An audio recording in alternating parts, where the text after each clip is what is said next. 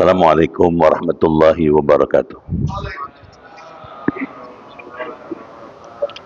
Bismillahirrahmanirrahim. Alhamdulillah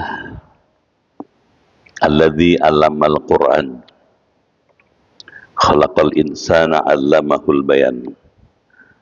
Wassalatu wassalamu ala sayyidi waladi adnan wa ala alihi wa ashabihi wa atba'ihi alladzina jahadu fi sabilir rahman, amma ba'd. Yang terhormat Ketua dan Pengurus Masjid Al-Ittihad, Bapak Ibu hadirin dan hadirat sekalian, keluarga besar Masjid Al-Ittihad yang dimuliakan Allah. Mengawali kaji kita pada malam hari ini, marilah dengan seksama kita manjatkan doa. Yang pertama, semoga Bapak Ibu yang hadir dalam majelis Quran malam ini berserta keluarga di rumah selalu dalam perlindungan Allah Subhanahu wa taala. Diberi kesehatan, keimanan, ketakwaan, keberkahan, kemajuan, kebahagiaan lahir batin, dijauhkan dari wabah, penyakit, malapetaka, teror, kejahatan, dan lain-lain. Yang kedua, kita berdoa buat keluarga besar Al-Ittihad yang hari ini sedang sakit. Keluarga Bapak Ibu, kita doakan semoga Allah angkat penyakitnya, Allah kembalikan kesehatannya sehingga dapat kembali aktif sebagaimana sedia kala. Menghantarkan doa itu, marilah kita bacakan lebih dahulu Ummul Quran Al-Fatihah.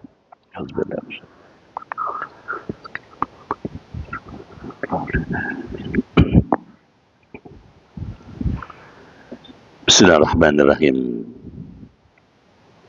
Ya Fatahu ya Alim, iftah abwaba qulubina binuri ma'rifatik wa akhrij alaina min dhulumatil jahli wal wahmi ila nuril fahmi wal ilmi muftah alaina abwaba ilmika kama fatahtaha ala anbiya'ika wa ulamaika al mutaqaddimin al mutaakhirin wanshur alaina rahmataka ya dzal jalali wal ikram.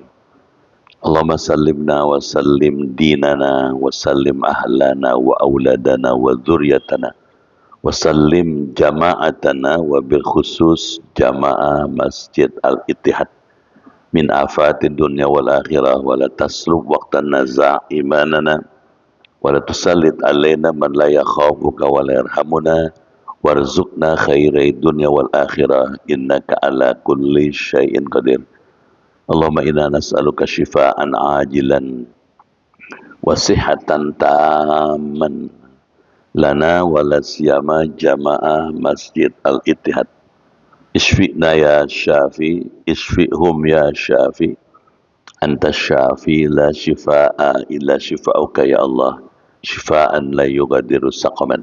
Rabbana atina fid dunya hasanah wa fil akhirati hasanah wa qina adzabannar walhamdulillahi rabbil alamin. Bapak Ibu dimuliakan Allah, malam ini kita bersyukur dengan rahmat Allah dapat kembali hadir bermuajahah di Masjid Al-Ittihad yang kita hormati. Saya menyampaikan ucapan terima kasih dan penghargaan yang tinggi pada Bapak Ibu yang dengan tulus, serius, sungguh-sungguh belajar Al-Quran. Saya berdoa kepada Allah, semoga Bapak Ibu yang hadir, keluarga Bapak dan keluarga Ibu di rumah, Allah masukkan ke dalam surga. Malam ini, yogyanya akan dikaji surah Al-Qari'ah. Jadi, surah Al-Qari'ah adalah surah yang menjelaskan tentang kiamat. Kiamat adalah solusi terhadap problematika yang dihadapkan masyarakat manusia pada masa itu sampai sekarang. Orang mempersoalkan apakah ada hidup setelah mati, apakah orang setelah mati bisa hidup lagi, atau setelah mati selesai. Kalangan seperti Abu Jahal, Abu Lahab itu mengatakan orang setelah mati selesai, tamat riwayatnya, tidak ada lagi hidup setelah itu. Sebenarnya Quran mengatakan ada hidup setelah kematian.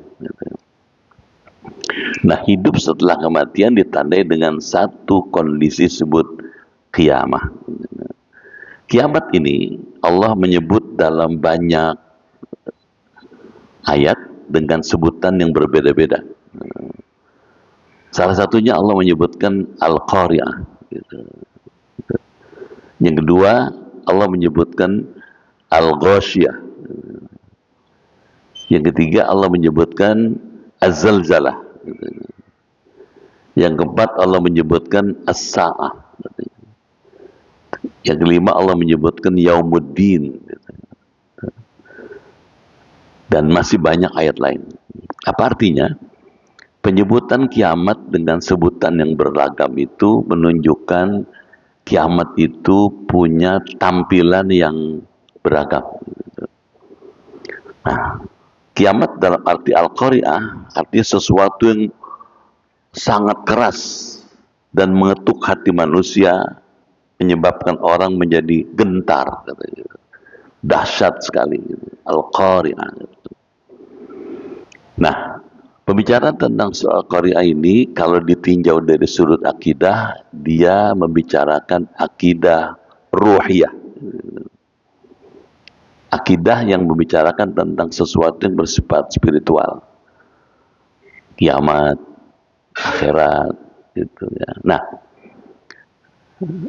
itu sebabnya kajian ini atau surah Al-Qari'ah itu punya maksud. Apa tujuannya? Kalau kita beriman pada hari kiamat, kita akan mau dengan senang hati mempersiapkan diri agar ketika kiamat datang, kita sudah siap.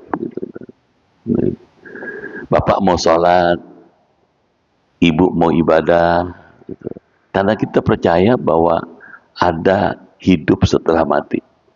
Dan hidup setelah mati akan disebut hari pembalasan. Kalanya kita mau sholat dengan harapan mudah-mudahan pada waktu kiamat kita selamat. Allah membuka dengan ayat pertama Al-Qari'ah, hari kiamat. Pada ayat kedua Allah mengajukan pertanyaan, Mal Qari'ah, tahukah kamu apa itu kiamat? Katanya. Dalam ilmu tafsir, kalau Allah bertanya, itu bukan karena dia tidak tahu.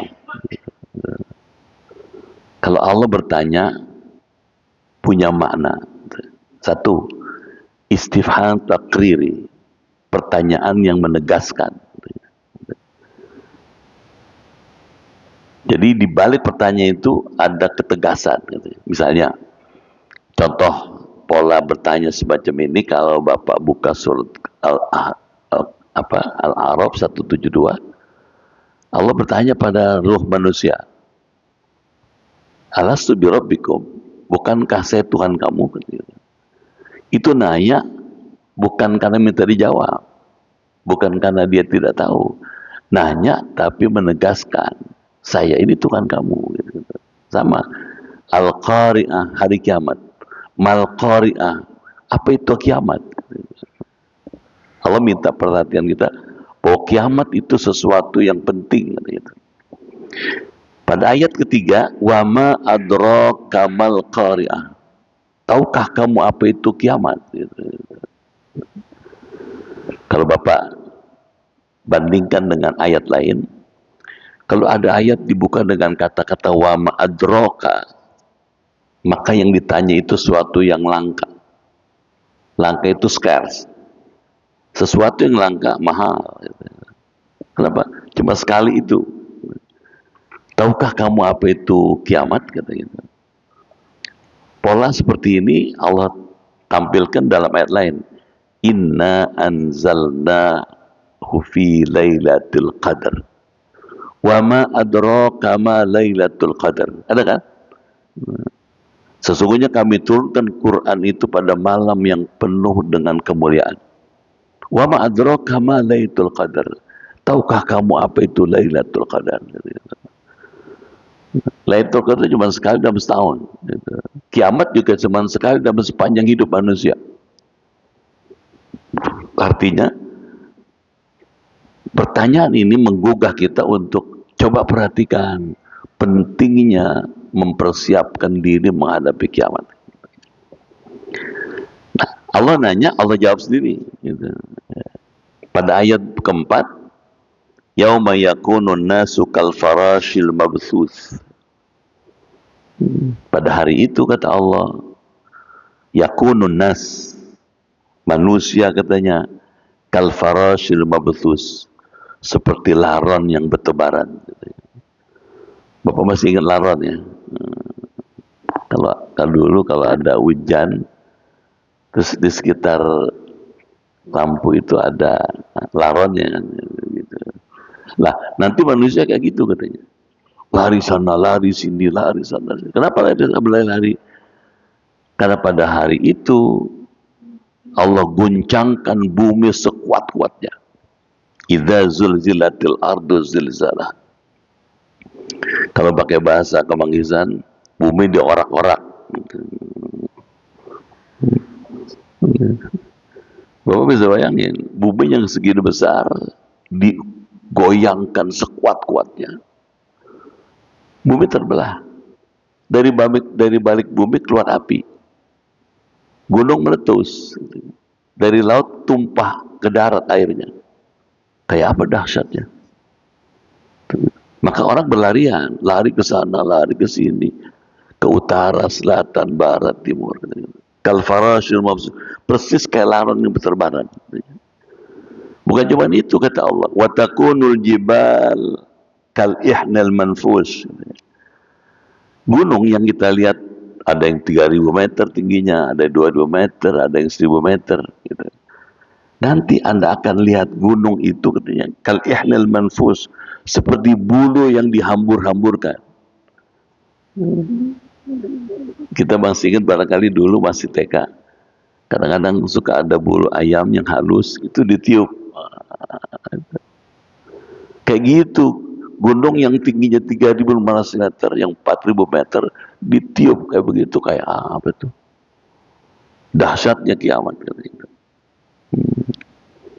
Sampai di sini, ayat ini menjawab problem yang dihadapkan oleh orang tidak beriman. Gak mungkin kiamat katanya. Kalau orang sudah mati selesai katanya. Gak mungkin bumi ini hancur katanya. Bumi ini dari dulu sampai sekarang gak pernah hancur katanya. Ini jawabannya. Setelah Allah menjelaskan tentang huru-hara kiamat, Allah melanjutkan ada tahap setelah itu, fase setelah kiamat. Fa'amma man thaqulat mawazinuh. Adapun orang yang ketika itu setelah kiamat berlangsung, thaqulat mawazinuh, timbangan amalnya berat. Gitu. Jadi ada fase setelah kiamat namanya mizan. Ada yang berat timbangannya. Nah, orang yang timbangannya berat ini fahuwa fi 'isyatir radiyah. Mereka hidup dalam keadaan diridhoi Allah, senang gitu. Hidupnya memuaskan. Nah, radiyah, diridhoi Allah, senang gitu. Tapi ada ayat berikutnya, wa amma man khafat mawazinuhu. Adapun orang yang ketika mizan itu dilangsungkan, ketika timbangan itu dilakukan, maka ada orang timbangan amalnya sedikit khafat, ringan, lebih banyak dosanya dibandingkan kebaikannya. Allah mengatakan fa ummuhu hawiyah, orang itu tempat kembali neraka hawiyah. Jadi masalah, apa itu hawiyah? Apa itu hawiyah? Allah jawab sendiri. Wa ma adraka mahya? Tahukah kau katanya apa itu hawiyah? Narun hamiyah. Itulah neraka yang apinya menyala-nyala, tidak pernah padam dan sangat panas. Nah, sampai di situ. Nah, kita tulis pendengar ya. supaya lebih enak. Apa sih esensinya Quran? Apa sih isinya Quran? Hakikatul Quran.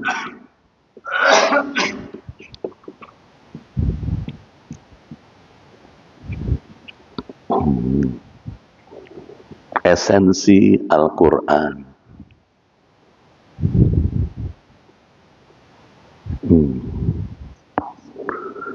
Quran itu isinya khobar, khobarun.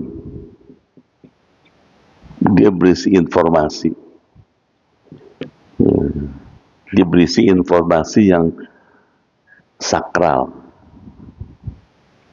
informasi ketuhanan. Informasi ada di Quran itu dibedakan dalam 3 hal.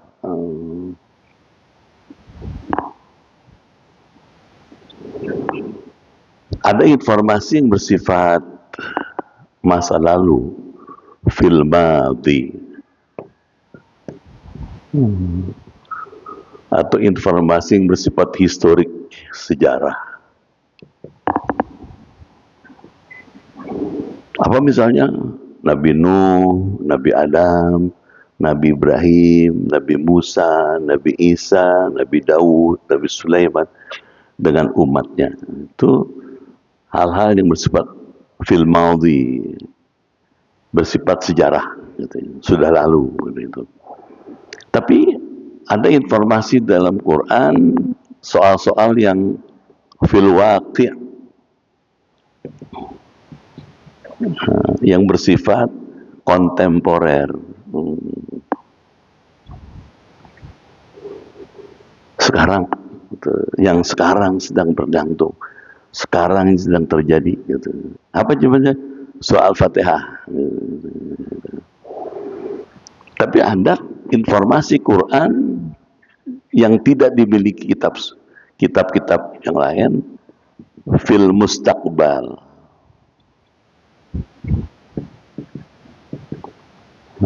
Mustaqbal, informasi tentang sesuatu yang akan datang, yang bersifat futuristik. Ini dia. Jadi ada yang historik yang lalu, ada yang kontemporer, ada yang futuristik yang akan datang.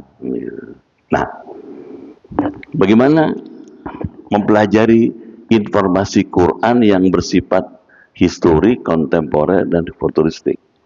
Kalau yang historik, sesuatu yang sudah terjadi di masa lalu dan pasti terjadinya. Buat apa? Jadi pelajaran, jadi ibrah. Ibratan. Jadi pelajaran. Maka kan ada jurusan sejarah kan, gitu. Ada guru besar sejarah gitu. Ya, saya dulu promotor saya itu orang awak, orang Pariaman,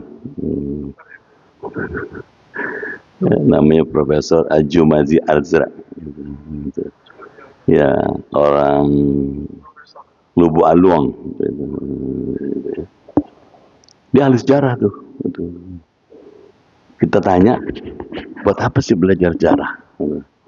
Sejarah itu katanya adalah sesuatu yang pasti dan sudah terjadi, tidak bisa dirubah. Gitu. Buat kita apa? Pelajaran.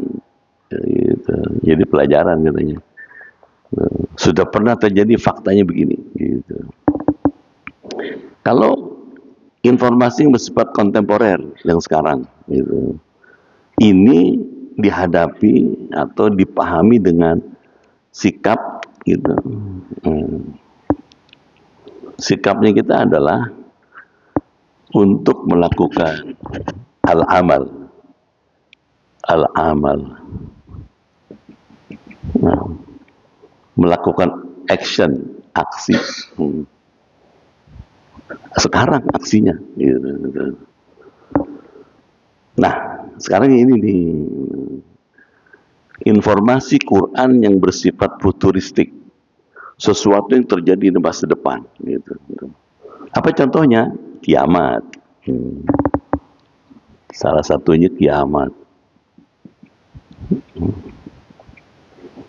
Kiamat. Nah, terus buat apa kiamat? Gitu. Terus bagaimana bentuk kiamatnya? Yang ketiga, kapan kiamat? Gitu. Itu kan jadi persoalan semua tuh. Gitu. Ketika orang nanya kapan kiamat, jawabannya yang paling tahu kapan tuh kiamat berlangsung cuman Allah. Nabi Muhammad SAW ketika ditanya oleh malaikat Jibril, ya Muhammad, akhbirni anis sa'ah. Hei Muhammad, coba jelaskan pada saya apa itu kiamat, katanya. Kata Jibril. Nabi Muhammad jawab, mal mas'ulu anha mi'alami minas sa'il. Orang yang ditanya tidak lebih tahu dibandingkan yang nanya. Artinya, kapan kiamat itu yang paling tahu Allah. Kenapa kok nggak dikasih tahu kiamat itu? Gitu. Karena kalau dikasih tahu orang santai-santai. Kiamat akan berlangsung tahun 2030. Masih 3 tahun lagi, masih lama lah. Santai-santai aja lah. Gitu. Kenapa nggak dikasih tahu? Supaya orang supaya siap. Meskipun tidak dikasih tahu persisnya tahunnya, tapi Nabi Muhammad bisa kasih tahu berdasarkan sejumlah informasi dari Allah. Kiamat akan berlangsung hari Jumat. Gitu. Hari Jumat. Jadi kalau sekarang Senin, malam, Selasa, masih 4 hari lagi deh.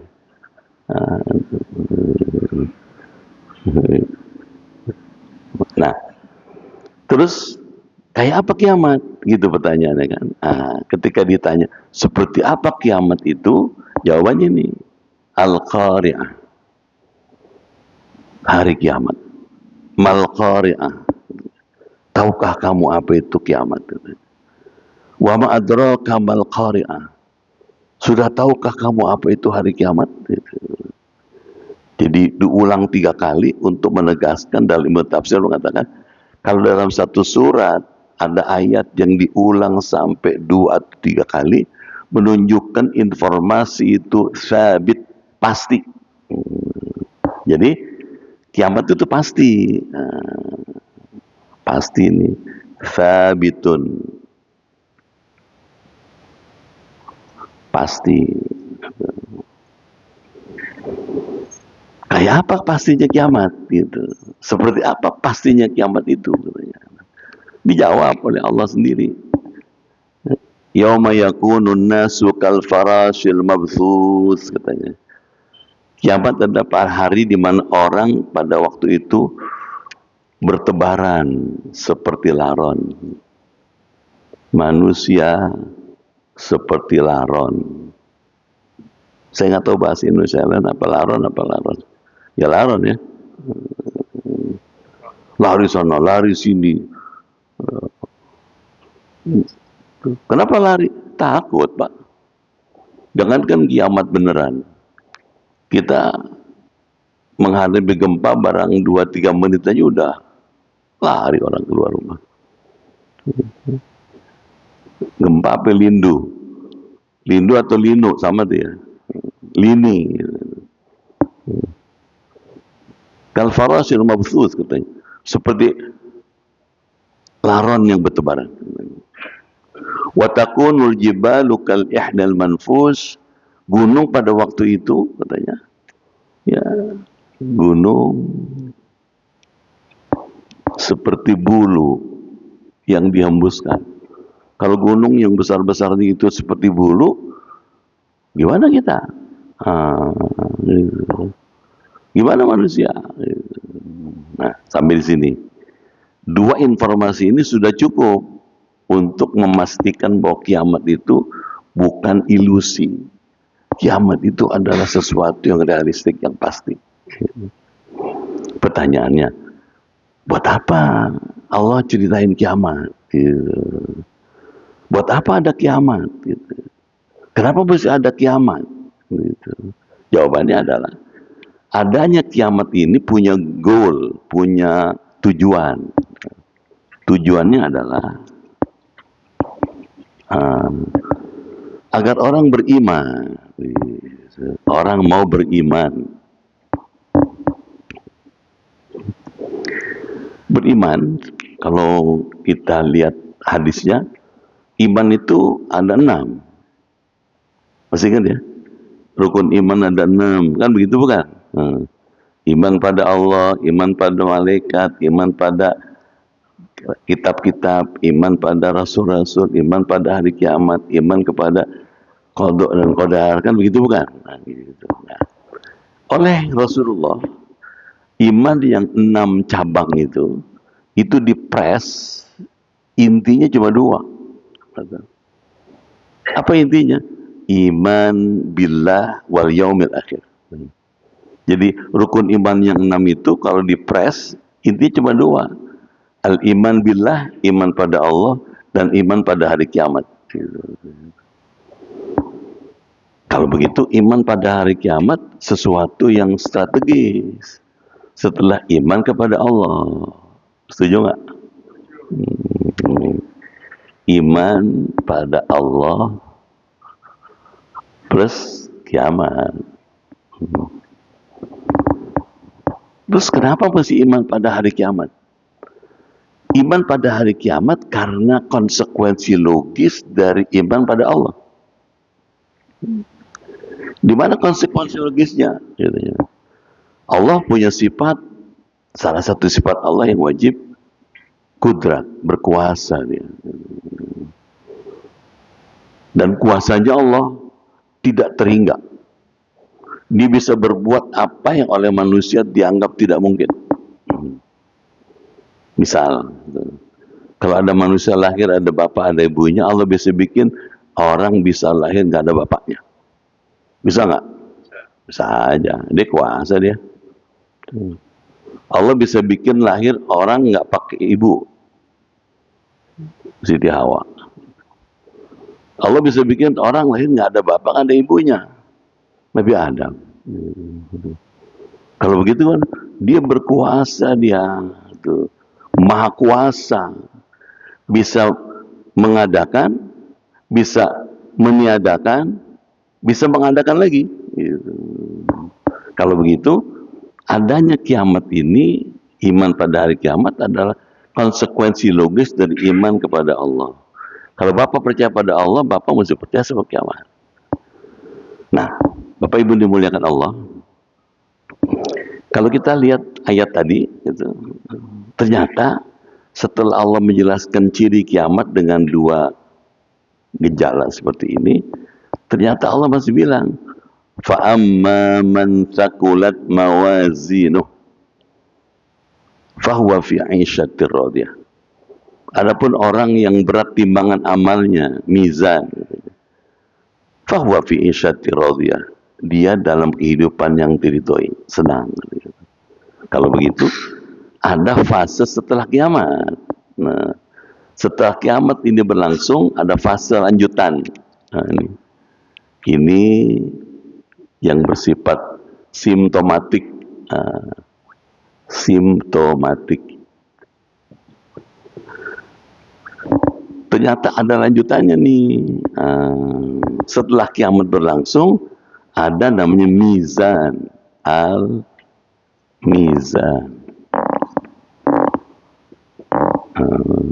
Mizan dalam bahasa kita timbangan. Pertanyaannya, apa maksud timbangan? Gitu. Timbangan semua orang sudah tahu. Alat untuk menimbang sesuatu. Alat untuk mengukur sesuatu. Terus apa kaitan dengan kita? Oh, ternyata menurut tafsir, setiap amal manusia itu, dia tidak sia-sia. Ada catatannya, ada timbangannya. Nah, timbangan yang akan dihadapi oleh manusia nanti di hari kiamat cuma 2 kemungkinan. Yang pertama, sakulat.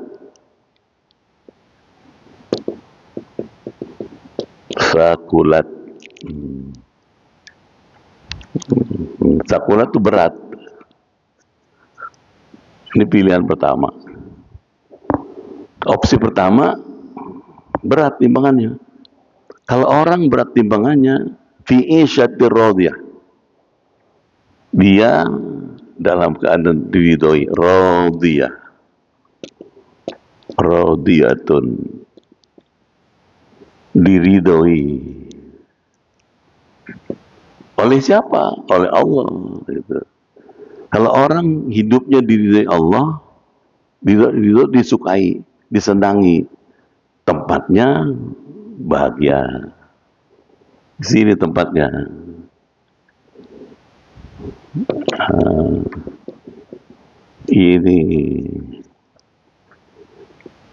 Ini tempatnya orang al-ittihad ini.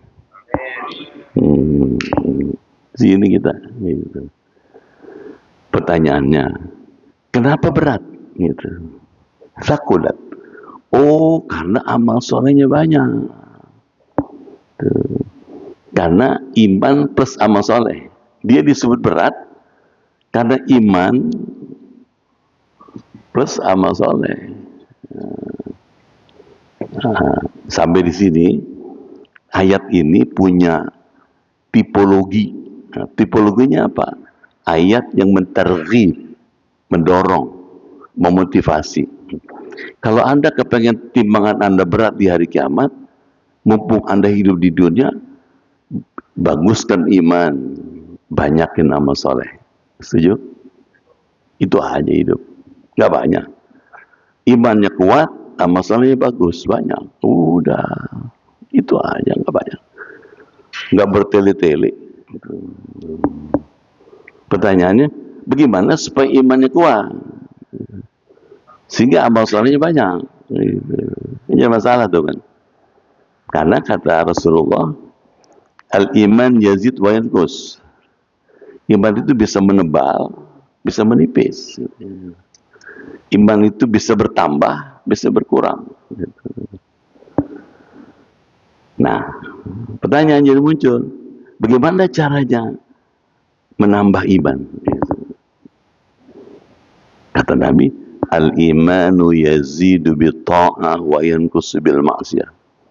Iman itu bertambah, menguat kalau dibuat taat. Dan berkurang ketika dibawa maksiat. Bapak rasain deh. Bapak pulang dari Masjid Al-Ittihad habis ngaji dengan pulang dari mall. Beda. Pulang dari Masjid Al-Ittihad habis ngaji kan, ketemu tetangga depan, samping rumah, Pak, baru pulang dari masjid, ya, selamat ya Pak, gitu. Sampai rumah, Assalamualaikum, anak-anak cium tangan. Terhormat kita. Semangat untuk ibadah makin kuat. Kenapa? Imannya baru di-charge. Gitu. Coba pulang dari mall, bawa barang bawaan banyak. Tetangga liwat, liwat rumah tetangga. Tetangga lihat, ngeborong nih ya, gitu. Mengeledek. Bukan. Apalagi itu bawanya berat-berat gini-gini. Oh, ngeborong nih ya, gitu. Beda. Respon orang kepada kita ketika kita pulang dari masjid dengan pulang dari mall. Jadi iman mesti dibagusin gitu, supaya amal solehnya banyak. Gitu. Jadi ini aja. Gitu. Jadi masalah, bagaimana memperbagus iman? Gitu. Charging. Gitu. Ya kayak HP kalau lowbat kan, charging, di charge. Gitu. Bagaimana nge-charge iman? Ini dia.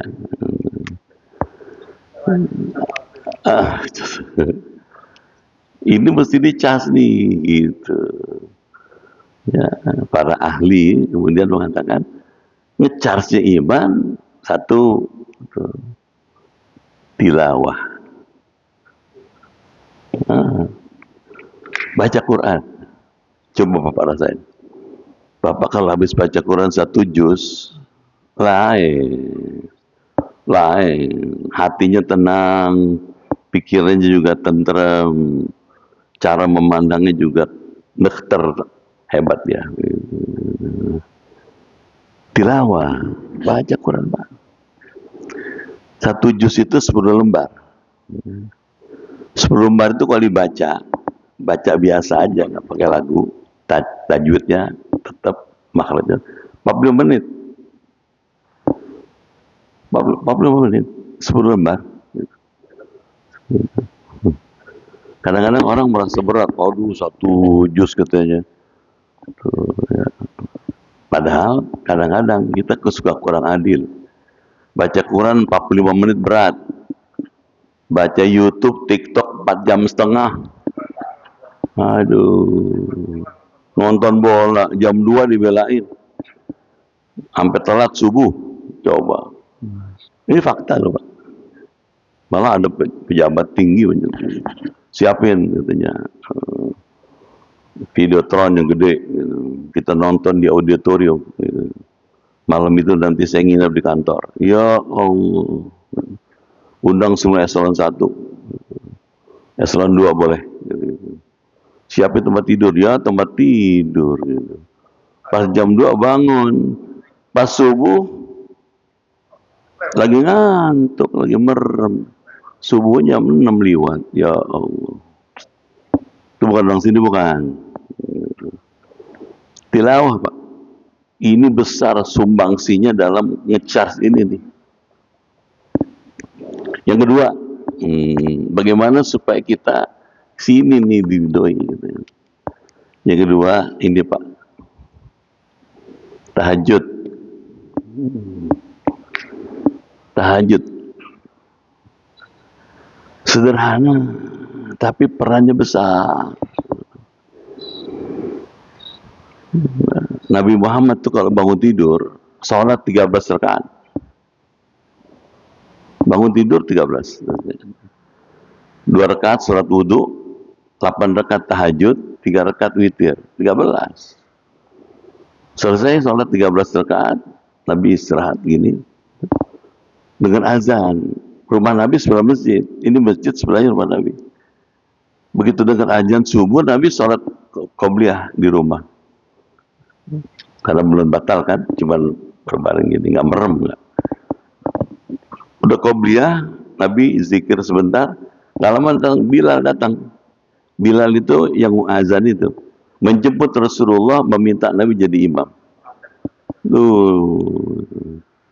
Berangkatlah ke masjid, mimpin sholat dari mulai subuh sampai isyraq. Baru pulang, istirahat. Bapak bayangin kayak apa capek Rasulullah. Ini perannya besar loh, Pak. Oh, itu kan Nabi, bukan kita. Kita kan bukan Nabi, maksudnya kayak Nabi gitu. Ya, kalau enggak sempat 8 rakaat, 2 rakaat lah.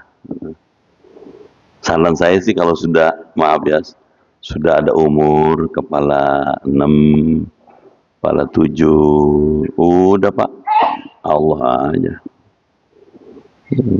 Setuju nggak? Apalagi maaf ya udah pensiun, Allah aja udah.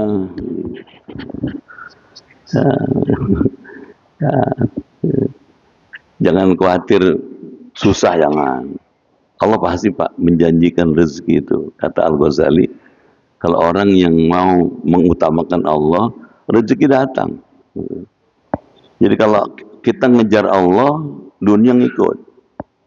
Tapi kalau kita ngejar dunia, Allah luput.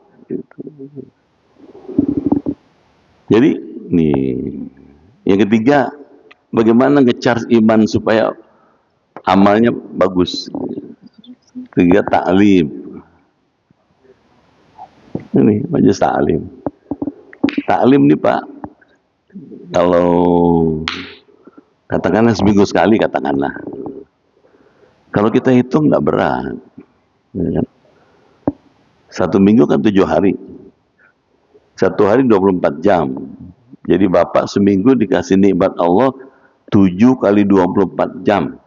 168 jam. Ya kan? Dari 168 jam, Bapak keluarkan 1 jam aja. Maghrib sampai Isya. Nggak sampai 1%. Bener nggak? 1/168 nggak ada 1%.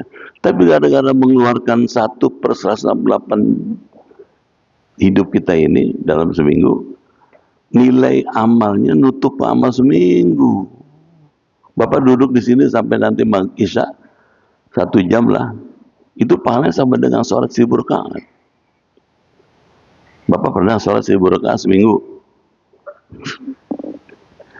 Tapi duduk-duduk di sini nih, santai-santai sambil nyandar nggak apa-apa lah, merem-merem ayam nggak apa-apa lah. Tapi pahalanya besar, sama dengan mengunjungi orang sakit 1000 orang.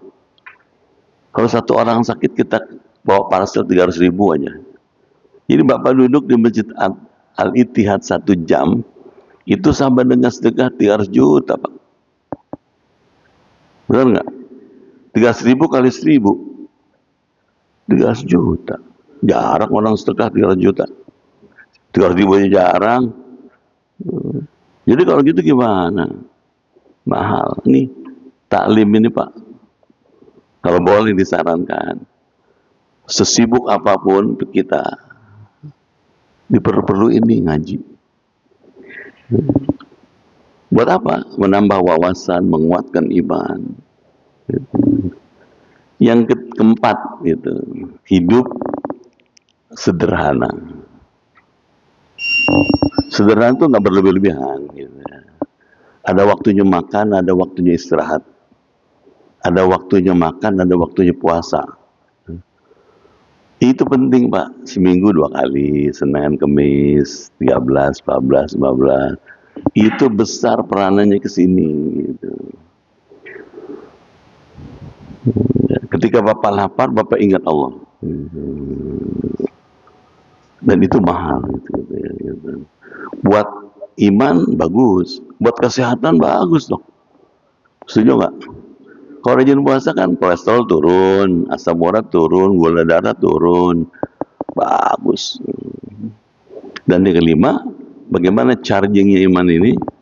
Ya, selalu ingat Allah. Nah ini dia. Kenapa ada kasus, banyak kasus kita saksikan di media sosial? Itu emas sampai 74 kilo, uang sampai ratusan miliar, gitu. Disimpan begitu aja. Kenapa nggak disimpan di bank kalau emang halal? Gitu. Karena orang banyak yang lupa sama Allah, nggak ingat Allah. Gitu. Saya ngomong begini kemarin Pak. Kemarin saya diundang sama tokoh nasional untuk menceramai. Tokoh nasional, ada Bang Akbar kemarin datang, banyak datang.